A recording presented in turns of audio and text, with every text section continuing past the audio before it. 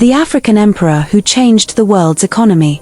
Imagine being so wealthy that your journey alone disrupted entire economies. This isn't a legend whispered in ancient markets. This isn't exaggeration. This is documented history. And his name was Mansa Musa. Welcome to Echoes and Tales of History by Bright, where we bring the past to life through powerful storytelling.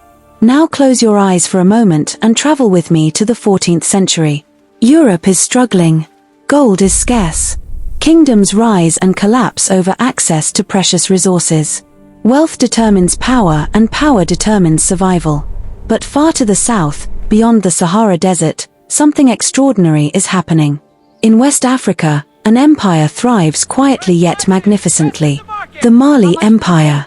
It controls the most valuable trade routes in the known world. Gold from its mines flows across continents. Salt worth nearly its weight in gold moves through desert caravans. Scholars gather. Knowledge spreads. This is not a small kingdom hidden in obscurity.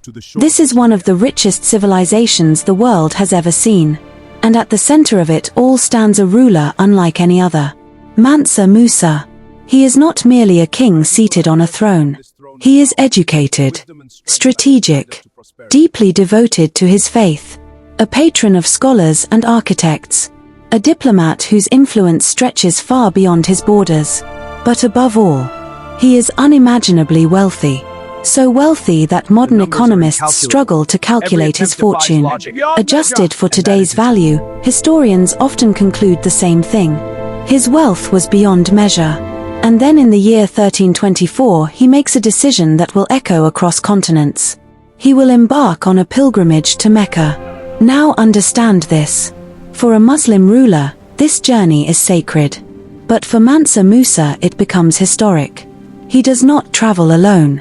He travels with thousands of attendants, soldiers, officials, servants, scholars, and camels. Dozens upon dozens of camels. Each one carrying gold, gold bars, gold dust, gold beyond imagination. As his caravan crosses the Sahara and enters cities like Cairo, something astonishing happens. He gives it away, generously, lavishly, publicly, to the poor, to officials, to traders. Gold flows into the streets like water.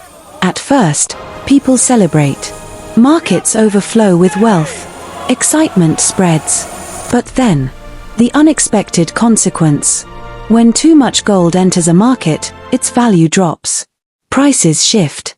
Inflation rises. Economic stability trembles. Historians later recorded that in some regions, it took years, even over a decade, for markets to recover from the sudden surge of wealth. Think about that.